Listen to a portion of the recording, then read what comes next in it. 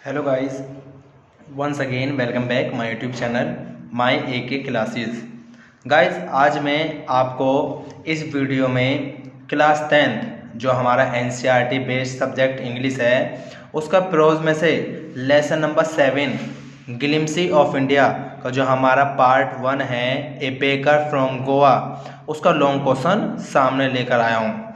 Guys, इस video में हम character sketch of gone breaker जो है उसको सीखने जा रहे हैं। तो गाइस, जो लोग अभी हमारे चैनल से नए जुड़े हैं सबसे पहले वो हमारे चैनल को सब्सक्राइब कर लें और साथ ही बेल आइकन दबा दें।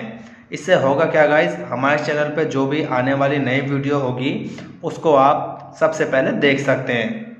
तो गाइस, स्टार्ट करते हैं हम character sketch of the traditional Goan baker. तो हमारा जो लॉन्ग क्वेश्चन है गाइस वो इस तरीके से है, right a character sketch of the traditional Goan baker. तो गाइस, इसमें हम अब स्टार्ट करते हैं, समझने जा रहे हैं। तो हम शुरुआत करेंगे इंट्रोडक्शन से। The traditional Goan baker had been carrying on the profession of baking breads on every occasion. जो पारंपरिक Goan baker had been carrying वो लेके चलता था ऑन द प्रोफेशन इस काम को ऑफ बेकिंग ब्रेड्स जो हमारे डबल रोटियां होती है उनको सेकने का ऑन एवरी ओकेजन प्रत्येक अवसर पर। मतलब जो भी कोई अवसर आता था तो जो पारंपरिक गॉन बेकर था वो जो डबल रोटी को सेकने का काम होता था उसको लेके चलता था।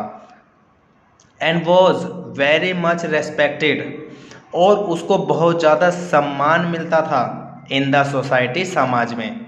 मतलब जो गॉन बेकर था वो समाज में जो उसका काम था बेकिंग ब्रेड का उसको लेकर पूरे समाज में उसको बहुत ज़्यादा सम्मान मिलता था। He was a musical entry by banging his bamboo stick on the ground. He made a musical entry मतलब जब कभी भी जो गॉन बेकर था वो आता था वो किस तरीके से आता था, म्यूजिकल एंट्री मतलब संगीत के साथ वो एंट्री करता था। और संगीत किससे बजाता था, by banging his bamboo stick जो उसका एक बांस था स्टिक थी उसको बजाकर ऑन द ग्राउंड जमीन पर। होता क्या था गाइस, जब वो एंट्री करता था जो उसका जो बांस था उसको जोर से जमीन पे मारा करता था जिससे म्यूजिकल आवाज़ आती थी और इसी प्रकार वो एंट्री करता था जिससे सभी लोगों को मालूम हो जाता था कि गॉन बेकर आ गया है। एंड ऑलवेज अपीयर्ड हैप्पी और वो सदैव खुश दिखता था। जब भी वो एंट्री करता था उसके चेहरे पे हमेशा मुस्कुराहट बनी रहती थी।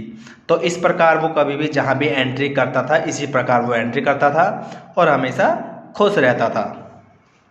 नेक्स्ट हेडिंग पे पढ़ते हैं गाइस हम अपनी, hard working. The traditional baker was a hard working man. जो पारंपरिक बेकर था वो एक कठिन कार्य करने वाला व्यक्ति था। ही केम ट्विस ए डे वो एक दिन में 2 बार आता था, ट्विस मतलब 2 बार। टू सेल हिज ब्रेड्स अपनी रोटियों को बेचने के लिए, डबल रोटी जो थी।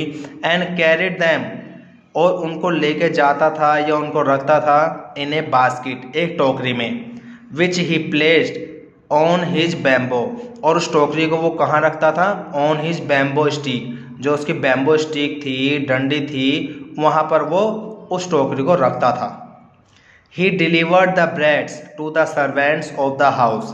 ही डिलीवर्ड वह देता था द ब्रेड्स रोटियों को जो डबल रोटियां थी, टू द सर्वेंट्स नौकरों को, ऑफ द हाउस घरों के। ही रोट द अकाउंट्स मतलब जितना भी उसका जो हिसाब किताब था उसको कहाँ लिखता था, ऑन द वॉल्स दीवारों पर। एंड कलेक्ट्स मनी और वो पैसों को इकट्ठा करता था at the end of the month महीने के आखिरी में। मतलब वो जितना भी हिसाब करता था डबल रोटियां लोगों को देता था उसका हिसाब रोजाना वो एक दीवार पर लिखा करता था और फिर पैसे कहाँ इकट्ठे करता था, महीने के लास्ट में। नेक्स्ट हेडिंग पे पढ़ते हैं गाइस, पेक्युलर ड्रेस विशेष पोशाक। The baker wore a single piece frock. जो बेकर्स थे वो क्या पहनते थे, एक सिंगल पीस फ्रॉक टाइप का जो होता था उसको पहनते थे, रीचिंग डाउन द नीज जो कहाँ तक पहुँचता था, घुटनों तक। कॉल्ड कबाई जिसे क्या कहते थे, कबाई। बट लेटर ऑन लेकिन बाद में they started wearing shirts and trousers लेकिन बाद में क्या हुआ, उन्होंने शुरू कर दिया पहनना शर्ट्स और ट्राउजर्स। नेक्स्ट हेडिंग पे पढ़ते हैं guides, friend and companion of children, मतलब मित्र और साथी बच्चों का। The baker was a friend, जो बेकर था वो एक मित्र था, गाइड पथ प्रदर्शक था, एंड कंपेनियन साथी था, ऑफ चिल्ड्रन बच्चों का।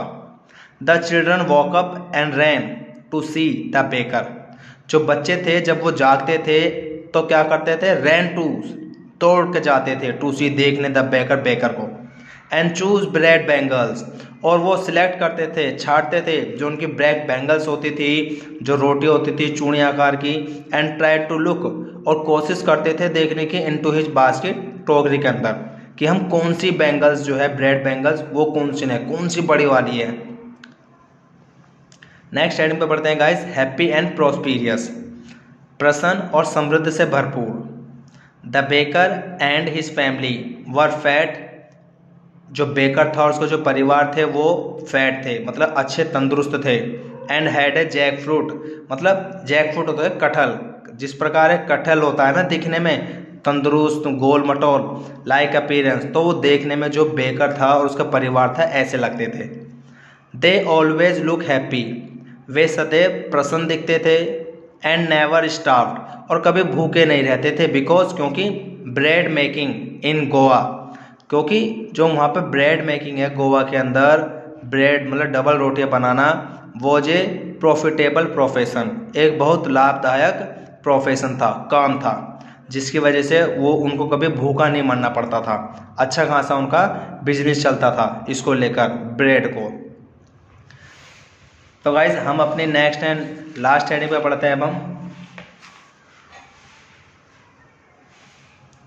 कॉन्क्लूशन, निष्कर्ष। The baker had maintain good relations, baker ने बनाकर रखा हुआ था अच्छा रिश्ता, विद एवरीवन, प्रत्येक व्यक्तियों के साथ। And to care of elders, और वो ध्यान रखता था बड़ों का, एंड चिल्ड्रन, बच्चों का। एज, क्योंकि he bake breads for the elderly, क्योंकि वो जो डबल रोटियां बनाता था वो बड़ों के लिए बनाता था, एंड ब्रेड बैंगल्स, और जो डबल रोटी जो चूड़ियाँ आकार के बनाता था, फॉर चिल्ड्रन, वो बच्चों के लिए बनाता था। He was important for the society, वह समाज के लिए बहुत महत्वपूर्ण था। And was a happy and good human being, और एक खुशहाल और एक अच्छा मनुष्य था। तो गाइज ये था हमारा character sketch of the traditional Goan baker, जो हमारा लेसन नंबर 7 है, ग्लिम्स ऑफ इंडिया का part 1, A baker from Goa, उसके अंदर से लिया गया है। तो गाइज मुझे उम्मीद है आपको जो ये लॉन्ग क्वेश्चन है अच्छे से समझ में आया होगा, इसलिए आप हमारे इस वीडियो को गाइज ज़्यादा से ज़्यादा लाइक करें, शेयर करें, कमेंट्स करें, और दूसरे लोगों से भी हमारे चैनल को सब्सक्राइब जरूर कराएं। तो गाइज ये था लॉन्ग क्वेश्चन, आज के लिए इतना ही, मिलते हैं नेक्स्ट वीडियो में।